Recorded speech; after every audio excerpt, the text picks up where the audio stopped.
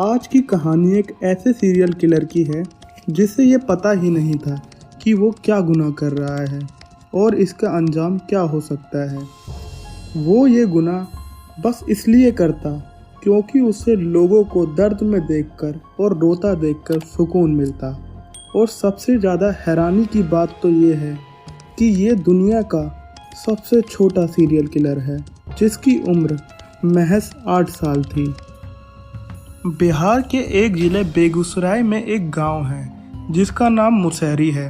वहां एक परिवार रहा करता था जिसमें कि 4 लोग थे, माता पिता, उनकी 4 महीने की छोटी बच्ची और उनका एक 8 साल का लड़का जिसका नाम अमरजीत साडा था।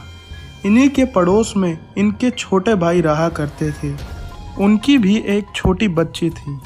हुआ ये कि साल 2006 में उनके छोटे भाई की 6 साल की लड़की अचानक से गायब हो गई और फिर उस बच्ची की लाश उसी गांव से मिलती है और देखकर लगता है कि उसके सर पर किसी वजनी या भारी चीज़ से मारा गया है और उसका कत्ल किया गया है।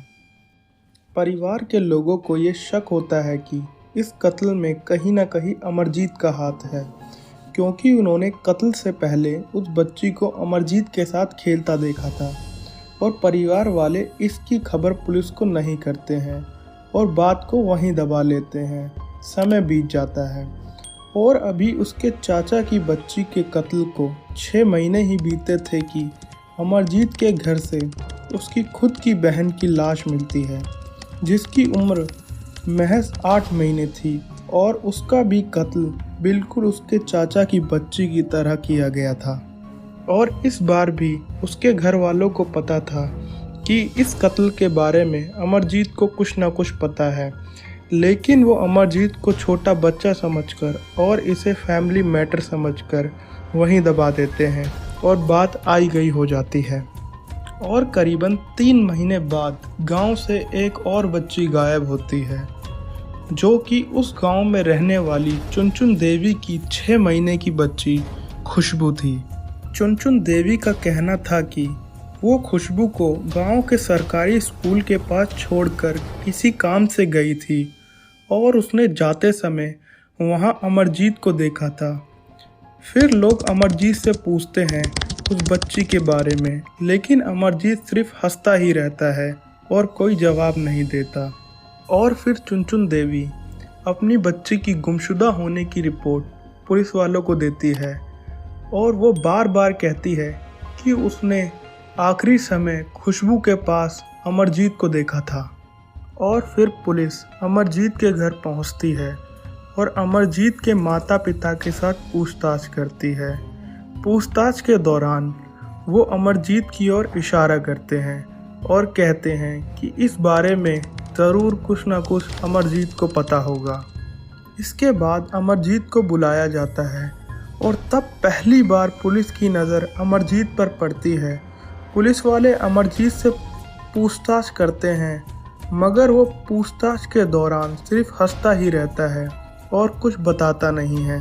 पुलिस वाले उससे और पूछताछ करते हैं और इसी दौरान वो अचानक से कहता है कि अगर बिस्कुट दोगे तो बताऊंगा। अब ये पुलिस वालों के लिए भी एक उलझन की बात थी।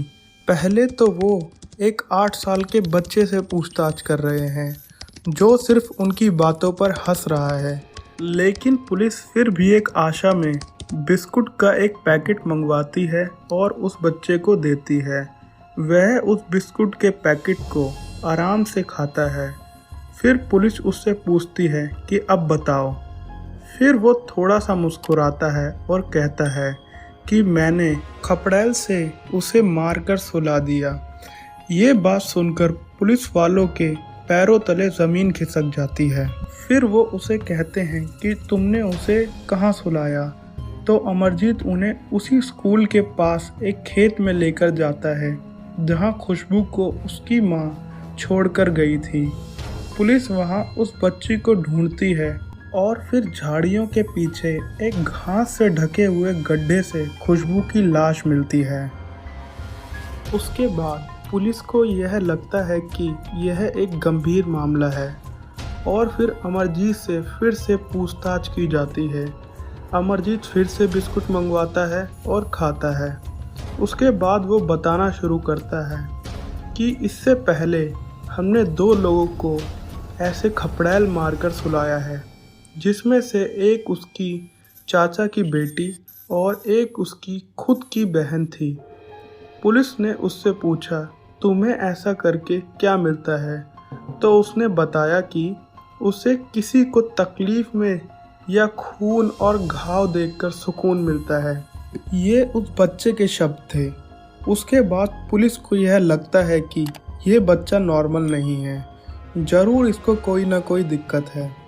फिर अलग अलग डॉक्टरों और साइकाइट्रिस्ट द्वारा उसकी जांच कराई जाती है और जांच से ये पता लगता है कि इस बच्चे को एक ऐसी बीमारी है जिसमें उसे लोगों को दर्द में देख अच्छा लगता है, इसलिए इसने ये 3 कत्ल किए।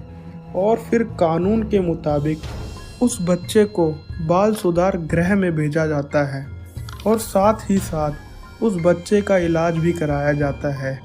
और बाल सुधार गृह में भी उसे एक अलग कमरे में सबसे दूर रखा जाता है। पुलिस को भी यह डर था कि कहीं वो दूसरे बच्चों को कोई नुकसान न पहुंचा दे। और फिर 2015 में जब उसकी उम्र 18 साल हुई तो उसे छोड़ दिया गया और उसकी सारी जानकारी गोपनीय रखी गई। आज अमरदीप साढ़ा एक नए नाम और एक नई पहचान के साथ कहाँ है और कैसा है, ये किसी को नहीं पता। तो दोस्तों, यही थी आज की कहानी।